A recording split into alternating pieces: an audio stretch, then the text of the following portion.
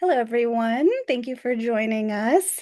My name is Celeste Wong. Really excited to welcome you all to this Q&A for SF Indie Fest selection This Will Never Work. I'm really honored to be joined in conversation today with the two amazing co-writers and co-directors, Niccolo Aid and Marina Templesman. Thank you for joining us. Oh, thank you for having Thank you. us. Thank you for having us. Yeah. Um, this film is such a breath of fresh air. It really, really made me laugh. As a programmer, we see so many films and it's hard to find like a really good comedy that like really Oh, actually hits you. So thank you for sharing that with us. And it's quite moving as well. So I just really thank appreciate you. it. Thank you And so much. I'd love to hear the origins of it, like how you came up with the idea and also just your collaborative process of writing it together. Yeah. We both had experiences with interventions with our families, like maybe almost 10 years ago now, maybe a little bit less than that. But it was kind of a weird experience that we were talking about to each other. I think I even got the interventionist that Marina used as a recommendation. And so it was kind of on our mind. And then and it was an experience I guess we talked a lot about. And then from there we're people who started in sketch comedy and always try to make comedies and tried to pitch like sitcom type ideas. And we wanted to make our own movie, just a full feature. We've made plenty of shorts. And so we thought, like, because an intervention is in one room mostly and doesn't has a contained set of people, it could be a good idea to turn it into a movie because it seems doable Mhm. on our end. Yeah. It's also like it's for something that's set in one room. I think that the dynamic is so fascinating of an intervention that there's, even though you aren't necessarily cutting from one scene to another scene, there's still so many power shifts and so much power struggle and information that gets revealed and twists and turns that it feels, I think, it's a setting that feels very dynamic, even if it's mostly one singular location. So it was, I think, a very, yeah, as Nico said, a very like a producible film, but also like a really fun and exciting for us to think about in terms of the actors, in terms of the Hmm. story and reveals, and yeah, we it was yeah very dynamic. Yeah, and in terms of writing, we're generally we both just kind of we don't outline it first often. We often like we talk about the idea and talk about our experiences and then write up a bunch of scenes. And then once we had scenes we would read through them and see how they fit together and kind of do kind of a reverse outline to then find the Yeah. And story. if they And we fit had, together too, because yeah, sometimes we'll write things that are mutually exclusive and we'll be like, oh, okay, like here's the version where they all live in this place, and here's the version where like they all live in that place, or where so and so has right. this job and whatever. And then we'll find it, we'll kind of narrow it down and kind of make it more real and specific. Yeah. That's really cool to hear. It's such a unique process Mhm. that the story kind of comes after that. But it makes sense with the sketch background.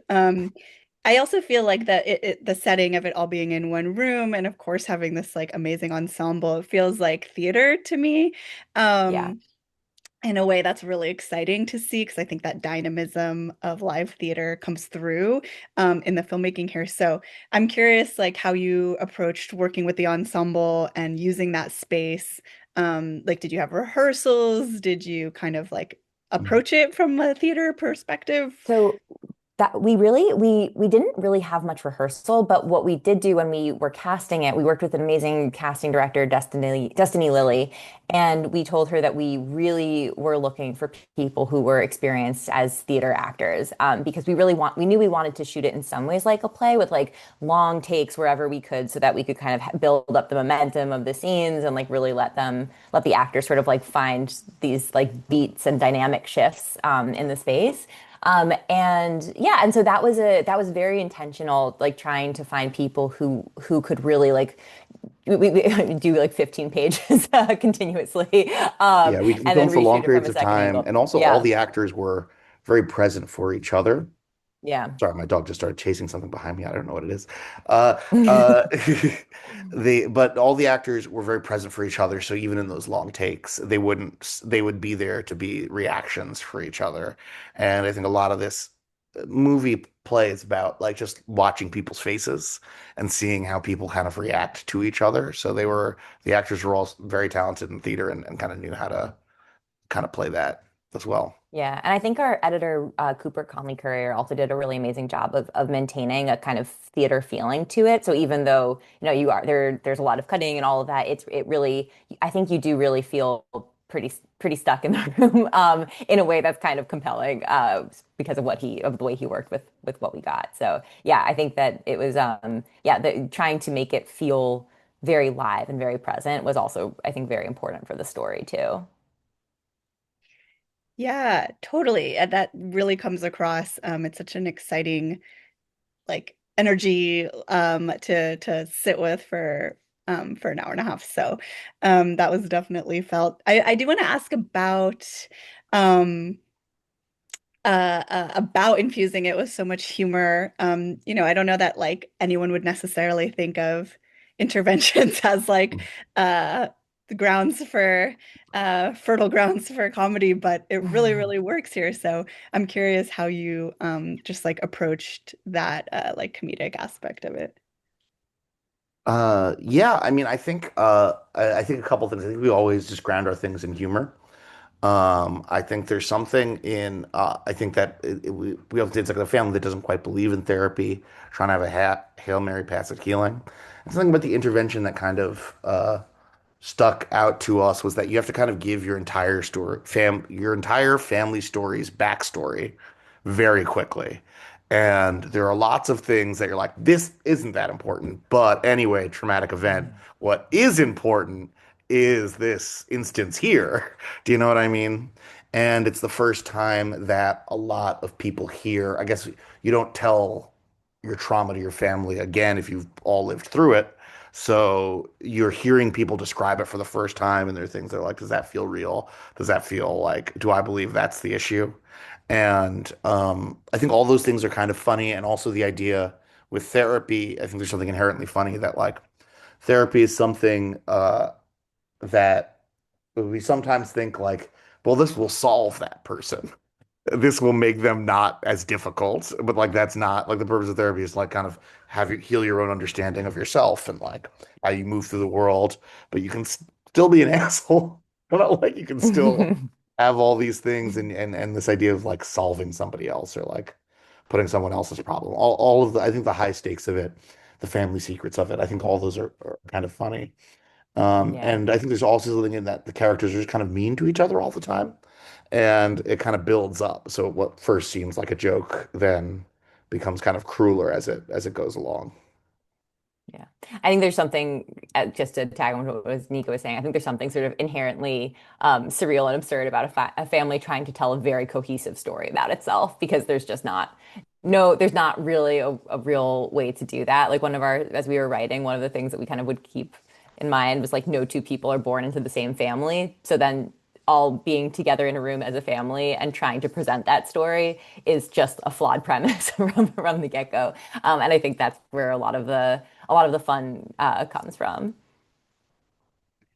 Yeah, totally. And I think having those like big humorous moments, those moments where you're laughing so hard, it really did make the more like emotional moments hit a lot harder. Um, because you feel so endeared Mhm. to these characters. And I want to ask specifically about Portia because I'm so Mhm. taken by her amazing performance. She's She's so incredible. funny. Yeah. Really Yeah. good. So funny, and then also just really hits you with her moment, her like kind of monologue at towards the end. So I'm curious just to hear you both talk about like working on that arc and the role with her and crafting that in the writing and also in the directing and working with her. Oh yeah, well, first of all, Portia is just an amazing actress. She really brought so much to it, and also Yeah. all the cast was very bonded together. And so they like the relationship between her and Julia, who was played by Miranda, and Amandla, who played Amanda. They had a really strong connection altogether. And I think Portia was such a commanding actress. I think in terms of the narrative of it, I think we had come up with that flashback pretty early in the process. I think there was something interesting in the fact that since it was mostly we wanted you to feel trapped in one room, like you feel trapped in an intervention, that we wanted to kind of cut away and see something else for a while and see a kind of a completely different perspective on things. I think that both kind of gives the audience a chance to breathe, but also puts things in a different perspective. I think we always like perspective shifts in stories. Mhm. And like this is the story from this angle. And so I think those elements were part of it, and then a lot of it is just Portia's pure Yeah. talent. She's so talented. I think that also something that was kind of fun and interesting about this is sort of you're kind of like sinking deeper into the characters as you go along. And so at first you're sort of seeing the ways that, in the same way that anyone in a family is like, oh, so and so is always doing this or so and so is always doing that. And she has the mom, she has the predictable things that she's doing. And then I think we're kind of going deeper and deeper into the roots behind and the fuel behind all of those things, culminating in the flashback. And I think that what Portia is like truly such an exceptionally talented actor. The whole ensemble is amazing. But I just remember like I think one of the first days that maybe it was even the wardrobe fitting day where Portia came in and was like, I have a question.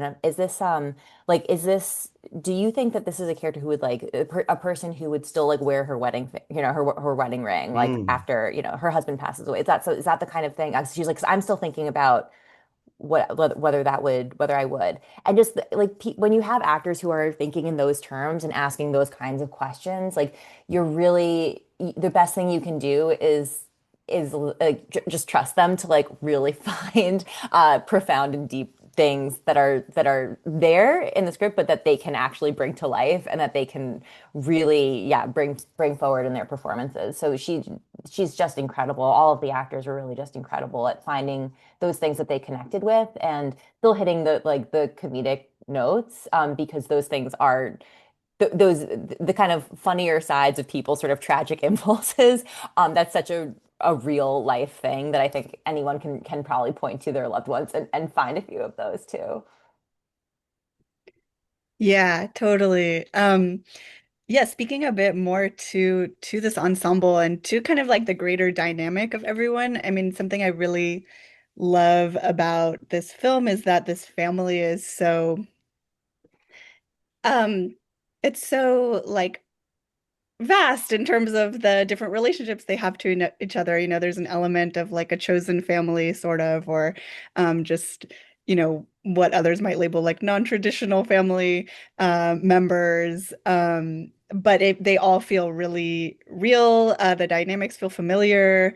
We all kind of have our versions of those differences in family dynamics, whether biological or not. And so I'm curious to hear a bit more about your approach to like crafting those relationships, especially knowing that you didn't have a lot of time for rehearsal, because they really do feel really specific um, and representative in a nice way. Yeah, I mean, I think a couple things. I mean, in terms of the step half sibling thing, that's I feel like something that is present in my family. It was very much part of the explaining things really quickly. Like my sister's this dad, he died. My brother, this dad. You know what I mean? Like that was something that felt very. And I've always the line like we look like a black family cast by a white person. We're all like wildly different shades. I think that was another thing that was very kind of true of my family. That it's just like yeah, we look different. We have different some parents and all that. And that was a kind of a dynamic I think we wanted to explore. I think also kind of interested just generally in that sitcom thing where like Cousin Pam's here for a season. Like, do you know what I mean? Yeah. I think that's what Madge is like there were always people at the house, you know what I mean, who are people who are family, you're not quite sure how they're related to you, but they're always there. Cousins staying over. But anyway, that sitcom like this season, Cousin Pam's here is kind of just a funny dynamic. Um, and also just the idea of that, like, what is, I think the family is, I think for talking about Linda, um, kind of self-conscious about status. I think that the entire family is self-conscious about status. But being a woman with like multiple husbands, I think she assumes that like, well, she says that's not the problem here from the beginning, but like doesn't want to be kind of like cast seemingly as like kind of like low morals or like a I don't know some kind of loose woman who or like a single mother as politicians like to say nastily sometimes. But there's some way that she needs to kind of defend her status and defend her family. in this rather than be seen as, I guess, like a Jerry Springer or Maury Povich type show. Yeah. And I think that that impulse to like defend the family and like protect it is the sort of rigidity that the family members are sort of like struggling with in this moment and in this scene. And I think that the other piece of it that I think is was really fun to play with and explore is basically like Amanda is the first Amanda is not really willing to like participate in the family narrative anymore, and just that is so threatening to the family system as a unit. And so I think that that's part of what when we were thinking about sort of the things that are fueling like Linda and Amanda and the ways that they're like butting heads against each other. Like they're not willing to there's kind of an implicit contract in a family that you're supposed to be telling the same story, and when someone's not doing that anymore, it's like very dangerous for everyone's understanding of who they are and how they belong. Yeah. Um, okay, we're needing to wrap up soon, but I am curious since you're in the middle of your festival journey, sharing it with different audiences. I'm just curious how it's been. Like, what has the reaction been? Yeah, what can you share about what it's like to see this? Because it's such a film you want to watch with a crowd of people and laugh together and Yeah, experience all the emotions together. So, what has that been like so far? it's been It's so been great. I love amazing. seeing it with an It's been really, audience. Everyone yeah, sees it's very, themselves in it, which feels really beautiful. You know what I mean? I yeah. think we're self-conscious, like, oh, don't see us in this. And people don't. They see themselves. They see themselves. Yeah, it's true. We've also had a number of therapists who've come to see it and who have been like, this is really great. And Hmm. that's a very flattering thing to hear from a therapist because I do think that we really there's something that we worked very hard to kind of capture about the way these family dynamics play out. And it's been so cool, before Celeste, as we were talking about before, there are the moments in like the filmmaking experience where you're sort of like alone in a room and waiting. And then there are the moments where you're kind of like joyfully showing it and sharing it. And it's so cool to be in the festival process right now where we're after, submitting to things and waiting and all of that, we're finally really getting to share it with people. It's been really amazing. Well, I think I speak for everyone when I say we want that sitcom. We want to see more of them. So just putting that out there if you feel like working on that for us. But no, seriously, thank you so much for sharing. This will never work with SF Indie Fest and our audiences. It's such an incredible film, so fun, so meaningful. So thank you. Thank you for having us. Thank you so much Thank for you having so us and letting us much. share it. It means the world. Yeah, Awesome. thank you so much. We're so excited to be part of the community. Yay. Yeah, thank you to everyone for watching. And yeah. See ya.